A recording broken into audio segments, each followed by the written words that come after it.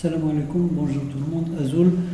Aujourd'hui, j'ai décidé de faire une vidéo pour répondre à la diaspora sahyouni. Suite à une vidéo que j'ai vue avec youtubeur algérien, notre confrère si vous voulez, Bladi 2020, où il parle de ce merzaniste qui continue toujours, malgré la pandémie, etc., et qui continue toujours à produire des vidéos d'insultes pour dénigrer l'Algérie, pour fustiger, etc. Et donc, je me suis amusé à voir ce qui est en train de faire Diaspora Sahyouni. Donc, j'ai pas vu entièrement, mais j'ai survolé une de ses dernières vidéos. Et justement, avec la vidéo, il évoque le problème. Il y a des youtubeurs, je ne sais pas, des Marocains, je ne sais pas, parce que je ne le suis pas tout le temps, d'accord. On lui demandait de cesser de faire une pause, faire de la période qui n'est pas propice, où il y a de la pandémie, etc. Et ouais, il va leur répondre, il dit non, je ne cesse pas, parce que l'Algérie, ça fait depuis 45 ans, d'accord, qui m'a chouingom, c'est-à-dire l'Algérie, d'accord. L'Algérie, depuis 1975, elle ne se fait faire que le dénigrement du Maroc. Depuis 1915, l'Algérie, elle fait que ça. On va lui répondre sur cette question, ou sur ce point exactement, on va lui répondre dans cette vidéo. Donc maintenant, venons au fait, qui est l'agresseur et qui est le harceleur. Donc, comme il écrit dans l'article en 2013, il y a 50 ans, la guerre des sables, quand le Maroc agressa l'Algérie. Bon, maintenant, ça fait à peu près 57 ans. Rappelons l'histoire, d'accord? On ne va pas faire parler l'histoire. Donc, comme il est écrit sur cet article, il y a 50 ans, la guerre des sables, que le Maroc agressa l'Algérie, c'est un article de 2013. Bon, maintenant, l'événement, ça fait 57 ans. Donc, l'Algérie sortait d'un cauchemar, d'un épisode douloureux et meurtrier, c'était la guerre d'Algérie. Donc, en 1963, on sortait tout juste d'une tragédie, d'accord? Et l'Algérie, elle est encore à ce moment-là de penser ses plaies. Des millions d'orphelins, un État bien sûr délabré, pas de ministère, pas de budget, l'armée divisée, puisqu'on était au seuil de la guerre civile. Dans la région de Kabylie, il y avait une guerre, ou bien des escarmouches, entre l'armée contre la Wilaya 3, menée par Mohamed El Haj, Aït Ahmed et Boudiaf. D'accord? Donc, on était au bord de la guerre civile, pour le pouvoir. Donc, les Algériens se disputent encore le pouvoir. Il n'y a pas d'État. D'accord? Pas de budget. Ça fait une année qu'on a eu de l'indépendance. C'est le chaos. Et c'est ce moment que choisit le Maroc pour agresser l'Algérie. Donc, il choisit bien ces moments. On va le voir pour les autres agressions, d'accord? Donc il va agresser, c'est le moment que choisit le Maroc pour agresser l'Algérie. C'est le moment où l'Algérie, elle n'a pas de gouvernement, elle n'a pas de budget, elle n'a pas d'armée, elle est délabrée, etc. Comment dirais-je, des différents entre les différents groupes qui se disputent le pouvoir. Le Maroc va essayer d'agresser l'Algérie. Donc il faut se remémorer l'événement qui est très grave, d'accord? Donc le Maroc, à chaque fois, il va nous poignarder dans le dos. Il choisira bien sûr tous les moments, les agressions terres. Il n'agressera pas l'Algérie au moment où elle est, soi-disant, entre guillemets, en bonne santé. Il va toujours choisir le moment où l'Algérie a des problèmes pour nous poignarder au dos. La deuxième agression a eu lieu en 1978. Pour les gens qui n'ont pas vécu avec la période qui est maintenant, c'était le moment où c'était la maladie de Boumediene. D'accord?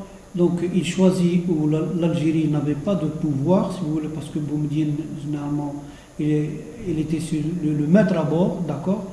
À ce moment-là, les Marocains vont choisir ce moment où Boumediene est malade, il est entré dans le coma. Ils vont monter une affaire de largage des armes en Kabylie, d'accord?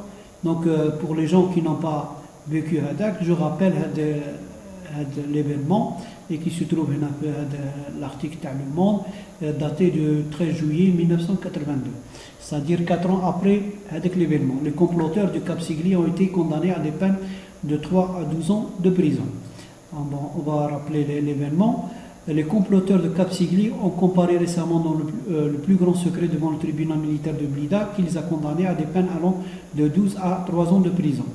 Les faits remontent au mois de décembre 1978. Le président Boumediene venait d'entrer dans sa 4e semaine d'agonie à l'hôpital de Mustapha, lorsque dans la nuit de 10 au 11 décembre, Boumediene il est mort le 27 décembre.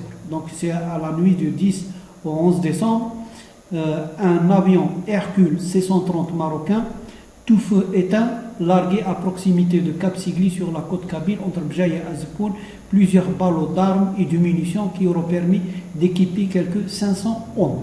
D'accord? Donc à ce moment-là, ou dans une période critique, donc au moment où l'Algérie était préoccupée par l'état de santé de son président, était suspendu, si vous voulez, au sort de son président, les Marocains vont monter une affaire avec leur relais qui se trouvait dans la région de Kabylie. Et là, mettons une parenthèse, on n'accuse pas tous les Kabyles, d'accord? Donc on va le voir à la suite de cet article, d'accord? Donc ils vont avec des relais qui les ancêtres le MAC, d'accord? Donc ils vont monter une affaire de largage des armes entre Bjaïa et Azfoun. Donc un avion Hercule C-130 avec les services, bien sûr, avec les Français, avec les services secrets français, ils vont monter une affaire, d'accord, pour larguer des armes en Kabylie, pour soulever la Kabylie au moment où Boumediene il était encore dans le coma, il était malade, d'accord, il était sur le lit d'hôpital, de l'hôpital Mustapha, d'accord. Donc ils vont essayer de monter une affaire de soulèvement de la Kabylie soi-disant, d'accord. Donc c'est un avion Hercule C-130, d'accord, qui vole à basse altitude pour échapper au radar, et la nuit, et tout feu éteint, va larguer des armes, d'accord. Bon, heureusement, il y a les habitants de la Kabylie qui vont signaler à la sécurité un largage. D'accord. Pour ça, j'ai dit, il ne faut pas accuser tous les Kabyles. D'accord. Il y a certains.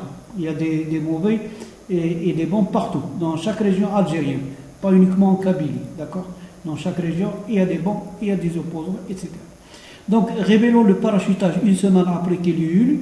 La presse algérienne a annoncé également l'arrestation d'une dizaine de personnes qui avaient monté cette opération en liaison avec les services secrets de Rabat. Le chef du complot était un ancien officier de l'armée de libération, Mohamed Sadq Ben Yahya, 48 ans, reconverti dans les affaires après une courte carrière de préfet. Il avait recruté ses adjoints parmi d'anciens maquisards de la Wilaya 3, Kabylie. Un d'eux, Tahar Saadi, 40 ans, ingénieur des eaux et forêts à Akbou, devait faire des aveux circonstanciés devant les caméras de la télévision. Il se serait ensuite suicidé à la prison militaire de Constantine, où il était détenu. Les dirigeants algériens avaient vu dans cette affaire une tentative des autorités marocaines plutôt de déstabiliser l'Algérie, alors que celle-ci traversait une période douloureuse en raison de la maladie du chef de l'État. L'hypothèse selon laquelle les armes ont été réellement destinées à des maquis était exclue, et la presse mettait l'accent sur le loyalisme des paysans de la région qui avaient eux-mêmes signalé à la gendarmerie la présence des colis tombés du ciel. Donc il y avait certains Kabyles qui ont signalé et il y a un largage, donc on n'accuse pas tout le monde, d'accord. Donc ce qui s'est passé dans la Kabylie, ça ne veut pas dire que tous les Kabyles sont contre leur pays. D'accord? Donc le Maroc va choisir des moments propices pour nous poignarder dans le dos, comme je vous ai dit tout à l'heure. D'accord? Donc à chaque fois, il choisit des moments propices pour nous porter un coup au dos. D'accord? C'est uniquement au moment où l'Algérie traverse des périodes difficiles, critiques, et le Maroc plante son poignard dans le dos de l'Algérie. Le Maroc donc va récidiver une troisième fois. Donc il va choisir son moment opportun, propice, pour planter son poignard dans le dos de l'Algérie. Donc il va choisir avec la décennie noire le moment où l'Algérie est en mauvaise passe, dans une phase encore critique et dangereuse, d'accord, où il va aider les groupes terroristes pour déstabiliser l'Algérie. Donc voici un article où l'ex-directeur de Jazeera incrimine le Maroc d'avoir aidé les terroristes pendant la décennie noire en leur fournissant les armes, etc. L'ex-directeur d'Al Jazeera accuse le Maroc d'avoir soutenu le terrorisme en Algérie. Le Maroc est impliqué dans l'appui du groupe islamique armé Jia durant les années 1990 en Algérie, a écrit l'ex-directeur d'Al Jazeera sur son compte Twitter. Et l'ex-directeur d'Al Jazeera n'est pas algérien. C'est un, je ne sais pas, mais en tout cas, il n'est pas algérien. Sans avoir la moindre preuve attestant ses propos. Bon, et il y a des preuves. Donc, je vais vous montrer les preuves, d'accord? Donc, dans le même article, un peu plus bas, quelques témoignages de poids. Dans un article publié en avril 2009, dans les colonnes du Courrier International, c'est un journal qui a une certaine réputation, il est crédible. Donc, le journaliste marocain Ali Mrabet avait recueilli le témoignage de Driss al-Basri. Qui était Driss al-Basri, tout le monde le connaît, mais c'est le Marocain qui ne connaît pas Driss al-Basri, même à l'extérieur du Maroc. C'est le bras droit de Hassan II, le ministre de l'Intérieur du roi Hassan II, qui était le ministre de l'Intérieur, mais c'est-à-dire, c'est lui le roi, si vous voulez, d'accord? En poste durant la décennie en noir en Algérie. Selon l'auteur, al-Basri a reconnu que le Maroc avait comploté contre l'Algérie, livraison d'armes aux rebelles kabyles, neutralité active lors de la guerre civile, etc. D'accord? Donc il est témoin que l'affaire Takab Sigli, elle est bien réelle, et au cours de la guerre civile, ils ont fourni des armes, ils ont soutenu les terroristes qui étaient logés au Maroc. Où l'Aïada, il va témoigner. Il y a la vidéo, elle est sur Internet, sur YouTube. Donc l'ex-ministre avait ajouté que l'Algérie a fait la même replan que le conflit de Sahara et l'attentat de l'hôtel l'Atlas Asni à Marrakech en 1994, dont les autorités algériennes ont nié toute implication. Mais finalement, avec l'attentat, il s'est avéré que c'était des Marocains venus de France, d'accord, et l'Algérie n'avait aucun lien avec l'attentat de Marrakech. Sauf que l'Algérie, bien sûr, elle soutient les Sahraouis pour leur lutte, ça on ne le nie pas. Je vais l'expliquer dans cette vidéo aussi, d'accord? Mais on n'a jamais comploté pour le Maroc donner des armes pour les Sahraouis de faire des attentats au Maroc. Et les Sahraouis vont lutter à l'intérieur de leur territoire. On n'a jamais envoyé des Sahraouis, le Polisario, faire des attentats ou je ne sais pas, faire la guerre au Maroc. D'accord? Les Sahraouis font la guerre dans leur territoire. C'est bledhum, ils se défendent. C'est la légitime défense. D'accord? Tu es obligé de se défendre. D'accord? Donc c'est la légitime défense. Même si je suis d'accord? Et la même chose, l'épisode d'Abdelhak l'Aïada, ex-chef de GIA. D'accord? Donc, où les témoignages, l'Aïada, il existe, tout le monde peut l'écouter, etc. Que le Maroc soutenait les groupes Hada, qu'on leur fournissant tout, les armes, la logistique, etc., etc. Les papiers, etc., les camps d'entraînement. Ils avaient même eu des camps d'entraînement au Maroc. Donc, à ça, ils ne peuvent pas le nier parce qu'il y a des témoignages. Voici un autre article. Le Maroc a fourni des mines antipersonnelles pour les terroristes du GIA, d'accord. L'Aïada, d'accord, des sources informées ont relevé qu'Algérie patriotique que des 10 mineurs de l'armée marocaine avaient déterré des milliers et des milliers antipersonnels qu'ils ont livrés aux terroristes de GIA lors de la décennie noire, d'accord. Donc c'est un autre témoignage les terroristes qui ont affirmé que le Maroc leur fournissait des mines antipersonnelles. Le Maroc a plusieurs voisins. Aucun voisin n'a échappé à son agression. En 1960, c'est la Mauritanie. Le Maroc ne reconnaît la Mauritanie qu'en 1969. Bien sûr, avec les pressions de Boumediene, etc., pour construire la construction du Maghreb, etc., que Hassan II a accepté de reconnaître la Mauritanie. En 1963, il agresse l'Algérie. D'accord.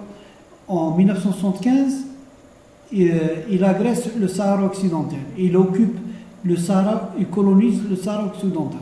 D'accord.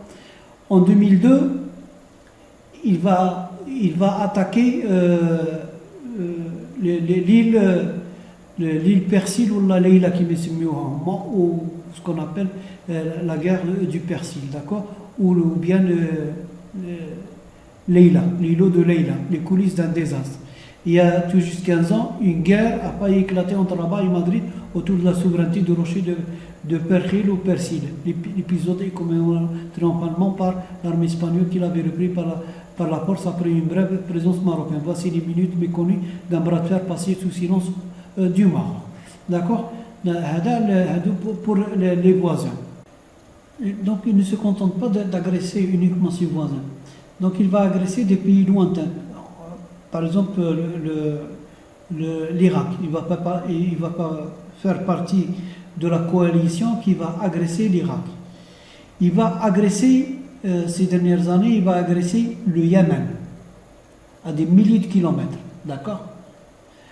Après, il va agresser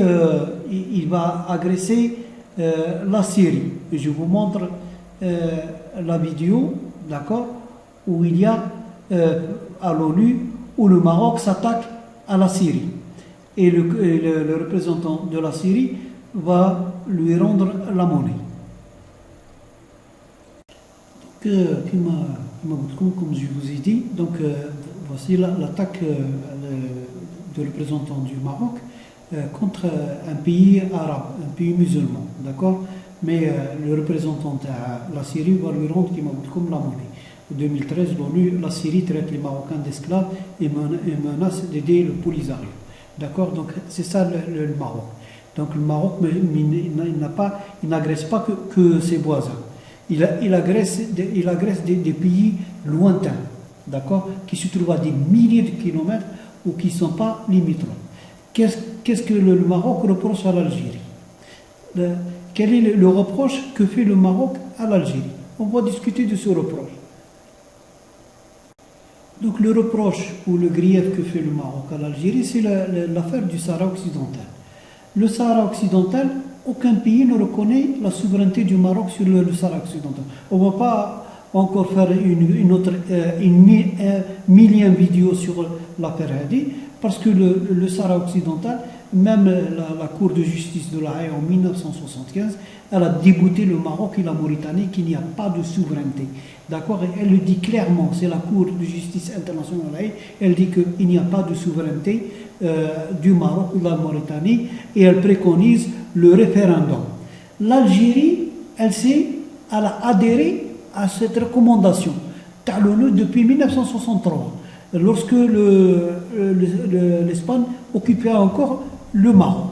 L'ONU a préconisé que c'est un territoire à décoloniser en passant par le référendum. L'Algérie, elle a adhéré à cette idée.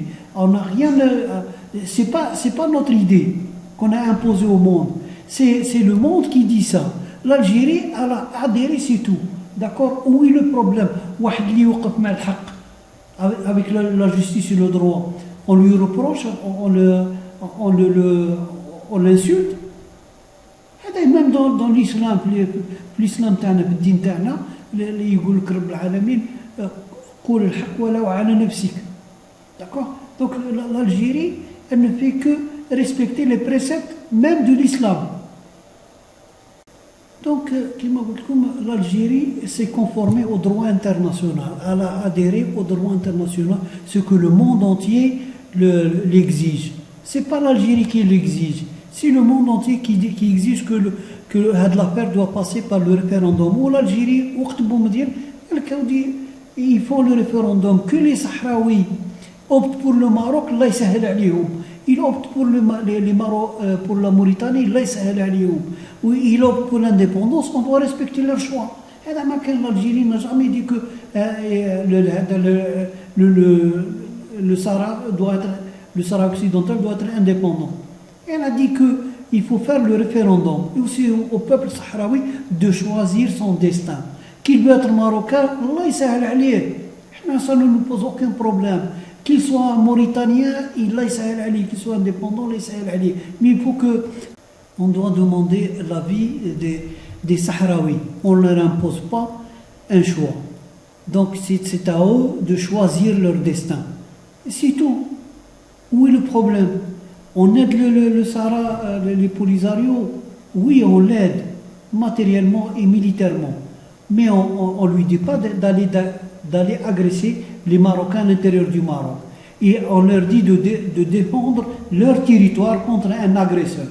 On leur fournit les armes, on leur fournit l'assistance pour se défendre dans leur territoire. On n'a jamais dit aux Polisario d'aller attaquer le Maroc sur son territoire. D'accord? On a toujours aidé les pays dans leur... c'est-à-dire de se défendre dans leur territoire.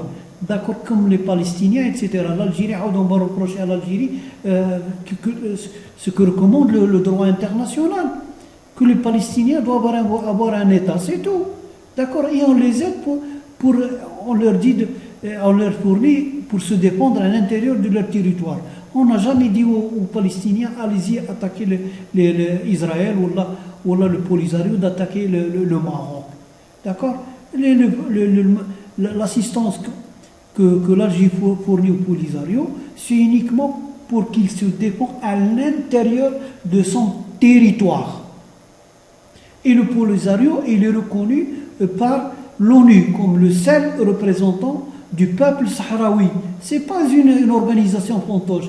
C'est déjà le Maroc, elle a négocié avec plusieurs fois et elle a signé le cessez-le-feu avec le Polisario. Le Maroc lui-même reconnaît le Polisario. Et maintenant, il est membre de l'unité africaine. Et donc, il reconnaît implicitement, d'accord, il reconnaît implicitement la race de la République sahraoui démocratique. D'accord? Parce qu'il a adhéré, le Maroc, il a adhéré à l'unité africaine, l'ex-l'OUA, d'accord? Et le Polisario, ou bien le reste, c'est un membre fondateur de l'UA, l'unité africaine. D'accord? Donc le Maroc lui-même, il reconnaît les Sahraouis. Donc, qu'est-ce qu'on reproche à l'Algérie? Est-ce que l'Algérie est en défaut? Mais non. C'est-à-dire qu'il est en défaut. Mais je ne comprends pas la logique des Marocains, ou diaspora, ou les autres, Hassan Maghribi, etc. etc. D'accord? Qu'est-ce qu'on nous reproche? D'être avec la justice et le droit? Celui qui est avec la justice et le droit, il est en défaut? Il est hors la loi? Donc, qui est l'agresseur? Est-ce que c'est l'Algérie ou le Maroc? Est-ce que lui qui est en train d'agresser l'autre depuis 45 ans? Donc, d'après lui, de l'Algérie depuis 1975, elle a une obsession pour faire le harcèlement ou bien pour harceler le Maroc. D'accord? Donc pour lui, elle a une fixation maladive en ce qui concerne, c'est-à-dire le Maroc. Personnellement, il y a tous les youtubeurs algériens où je fais la date de création des chaînes de tubes de propagande qui ont commencé. Est-ce que les Algériens ou les Marocains? Nous, on n'a fait que répondre aux Marocains parce qu'on a trouvé des Marocains puis YouTube en train d'insulter le peuple algérien et l'Algérie, donc c'était notre devoir de répondre. Deuxièmement, la remarque que je fais à notre confrère youtubeur Bladi 2020. Et le YouTube, diaspora sahyouni, ça clique, ils ne vont pas cesser. Pourquoi? Parce que c'est. Moi, on le fait pour bénévolement, c'est-à-dire pour défendre notre pays, etc. Aujourd'hui, tu fais une vidéo en ce qui concerne le Maroc. Demain, tu vas faire sur le climat, je ne sais pas. Pour eux, c'est le contraire, parce que ils sont des employés, ils sont payés pour le Makhzen. Et notamment, dans la vidéo, tu as compté, il y a de 9000 vidéos, ils ont fait 9000 vidéos en ce qui concerne uniquement le sujet Taham, c'est l'Algérie. Même, vous donnez un exemple, même la plateforme Netflix Téléfilm, elle n'a pas 9000 films sur sa plateforme. Donc, où ils ont posté 12 000 posts en ce qui concerne l'Algérie. Pourquoi dans sa vidéo, la dernière vidéo, il le dit, je ne cesserai pas, parce qu'il ne peut pas cesser, parce qu'il est payé pour. D'accord? Donc c'est quelqu'un qui est payé. Le Maroc, on voit le Maroc parmi les 30 pays qui payent les armées du Net. Ou parmi eux, il y a Diaspora, SLMAT, EZ, Hassan Maghribi, etc. On lit le rapport annuel de Freedom on the Net du groupe de réflexion Freedom House inscrit le Maroc parmi les 30 pays dans le monde qui utilisent des commentateurs pro-gouvernementaux rémunérés pour façonner les opinions en ligne, trolls, bots, fake news, se servent à harceler les journalistes et ont les réseaux sociaux d'opinion inventés et auraient dit la confiance dans d'autres médias. D'accord? Donc, c'est les soldats du net. D'accord? Parmi eux, Hassan Maghribi, plutôt diaspora sahraoui, Hassan Maghribi, Z, ou dernièrement, un autre Aladdin. Donc, il faut savoir que les youtubeurs marocains qui dénigrent, qui ont des chaînes spécialement dédiées au dénigrement de l'Algérie, c'est des fonctionnaires de la DGSE, le service secret marocain. D'accord? Ils disent bien qu'ils sont rémunérés. D'accord? Donc ils sont payés pour ça. D'accord? Donc on peut lire au moins 30 gouvernements dans le monde emploient des armées du clavier pour propager la propagande et attaquer les voix qui leur sont critiques. D'accord? Selon un rapport annuel de Freedom House. Dans le Maroc, qui figure sur la liste aux côtés de l'Égypte, l'Arabie Saoudite, le Soudan, la Syrie et les Émirats Arabes Unis, pour ce qui est de la zone MENA, c'est-à-dire la zone arabe, c'est-à-dire Moyen-Orient et Afrique du Nord. D'accord? L'Algérie ne figure pas. D'accord? Par exemple, la Tunisie ou la Mauritanie, etc., ne figure pas. Par contre, le Maroc, il est sur la liste. D'accord? Donc, le Maroc, pas uniquement pour les armées du net. D'accord? Aussi les médias, il achète où il crée des sites, par exemple Algeria Times, ce journal marocain utilisé comme une arme médiatique par le Makhzen contre l'Algérie. Donc il crée des sites au nom de l'Algérie, qui m'a Algérie 7, etc., dans lesquels diaspora sahyouni et sa clique puisent l'information. C'est des informations qui sont créées par le Makhzen, des fake news, et que le diaspora reprend pour faire des vidéos. Alors que c'est une information fausse. D'accord? C'est un fake news où il va puiser les sites comme si c'était un site anonyme qui est versé dans la presse, etc., dans les informations, etc. D'accord? Document prouvant que l'Algérie est gérée par la DG2 marocaine. D'accord? Il y a même les journalistes français payés par le Maroc, soit pour les États-Unis, etc. Donc à chaque fois, il y a des scandales. Pour les États-Unis, il y a même des procès pour des journalistes qui ont touché les pots de vin en France, partout dans le monde, le Makhzen. D'accord? Ils payent, les gens, ils payent même les pays dernièrement, vous avez les consulats qui s'ouvrent, Le Comore, un pays qui a même pas 1 800 000 d'habitants, va ouvrir un consulat à Aïoun. Et il n'a même pas d'ambassade au Maroc, il n'a même pas d'ambassade à Rabat, à Casablanca. Il va ouvrir un consulat à Aïoun, comme si les citoyens au moins les citoyens à Rabat ou à Casablanca, lorsqu'ils ont besoin de quelque chose, ou là, des gens qui veulent voyager avec les îles, et il s'adresse à la capitale, Rabat. Non, il n'a même pas. Si vous voyez le Comore, il a 13 ambassades dans le monde. D'accord. L'Europe, il a dans 2 pays, il a une ambassade pour la Belgique ou la France. Il n'a pas d'ambassade ni pour l'Italie, ni l'Espagne, etc. Et il va ouvrir un consulat, oui, machine pour Rabat ou la Casablanca. Il va l'ouvrir il va dépenser de l'argent pour rien du tout. Pour dépenser de l'argent, il n'a qu'à ouvrir en Espagne ou là, je ne sais pas, en Italie ou là, en Allemagne. D'accord. Mais seulement parce que avec le consulat, il est payé par le Maroc. C'est offert au détriment sur le Maroc qui va financer. D'accord. Seulement pour faire de la propagande, comme quoi il y a des pays qui ouvrent, qui sont les pays, Côte d'Ivoire, Maroc, ou le Comore. Donc il y a des scandales pour le Paraguay, pour le Pérou, pour l'Amérique latine, un peu partout, des scandales.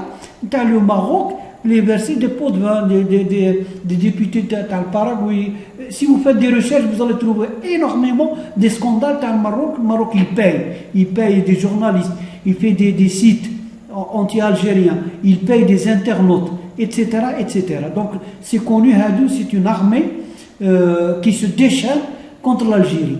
Nous sommes des pauvres, des bénévoles, de temps en temps, où la majorité, ils ont quitté la scène, qui m'a Kamal Alouani, Blala, etc. Ce qui est resté, Qitana, de temps en temps, ou Bladi Hada 2020, c'est tout.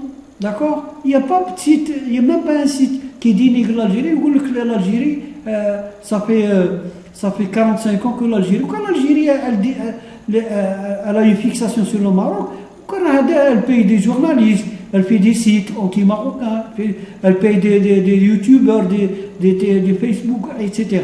Ils n'en ont rien, atteignant la preuve. D'accord. Donc c'est qui harcèle l'autre? C'est le Maroc qui harcèle l'Algérie, et non pas l'Algérie qui harcèle le Maroc.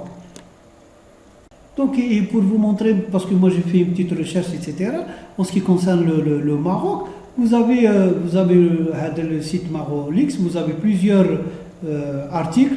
Premier contact du hacker, Chris Coleman, c'est un hacker, je crois, il est marocain, il a volé les documents du Maroc. Je vais vous montrer un site où il y a tous les documents que vous pouvez lire. Donc Marolix, OpenGate, le Marocain en Italie, journaliste français payé par le Maroc, Sahara occidentale, la mauvaise intox de Rabat, etc. Abdelhali Ould Mohamedi, voyage offert de la DGO marocaine, Mauritanie, Abdelhali Ould Mohamedi, voyage offert, etc. etc. D'accord. Donc vous avez, voilà le site, il s'appelle arso.org.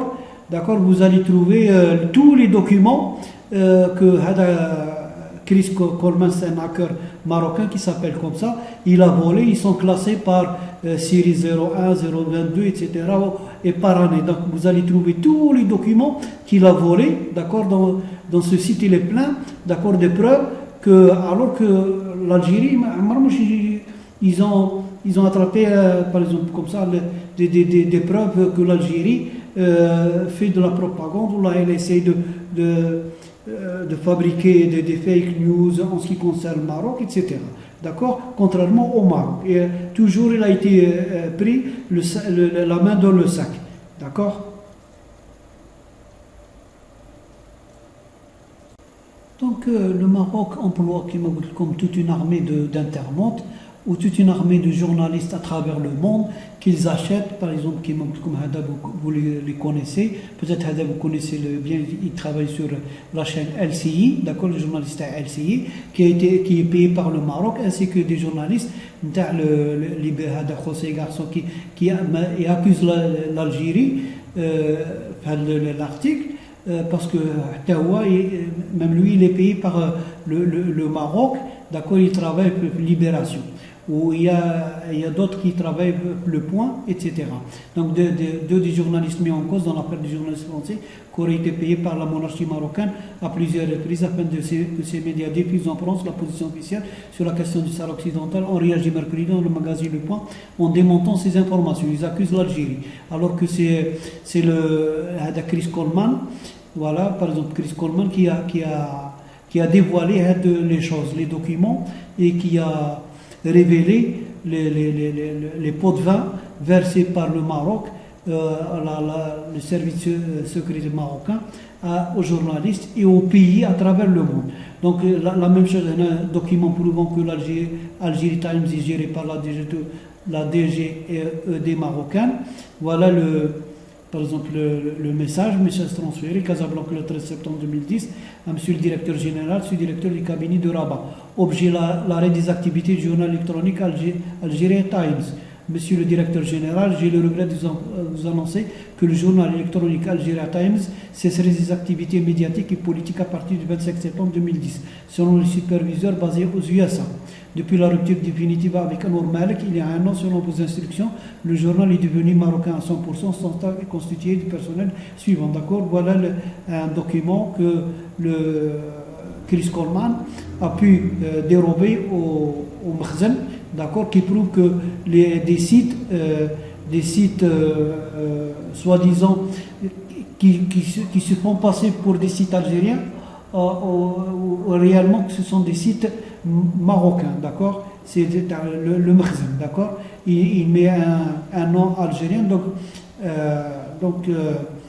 je vous recommande de faire très attention à des sites qui portent des noms algériens, ou là il y a même des sites qui sont algériens, purement algériens, des opposants, mais financés par le Makhzen, où il y a des sites carrément, c'est des sites makhzanistes, d'accord, au nom algérien, et vous allez sur les sites, vous trouvez des fake news, etc., alors qu'ils sont fabriqués par le Makhzen marocain.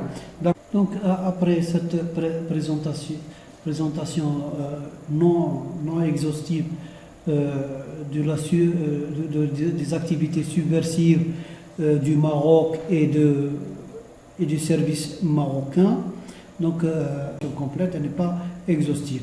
Juste pour vous montrer que c'est des agents du Makhzen, la diaspora sahlioune.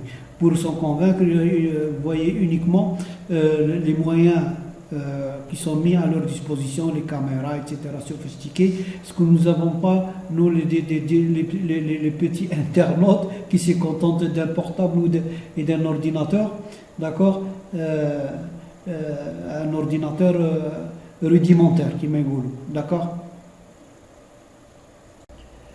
Ces derniers temps, vous remarquez que l'activité Tahom elle a baissé légèrement à cause de la pandémie. Pourquoi? Parce que la pandémie, elle les a dévoilés, ou les a mis à nu, elle a mis les insuffisances du Maroc. Alors ils essayent de courber le dos pour laisser passer la tempête, la pandémie, et après ils vont redoubler d'intensité ou de virulence une fois que la pandémie cette pandémie aura cessé ou ce serait passé, d'accord, pour redoubler d'efforts et d'intensité. Donc peut-être on fera une vidéo pour vous montrer les carences et les insuffisances que cette pandémie a révélées au grand jour en ce qui concerne le Maroc. Donc Inch'Allah, peut-être on fera une vidéo spécialement pour vous montrer les carences et les insuffisances du Maroc, notamment dans le domaine de la santé.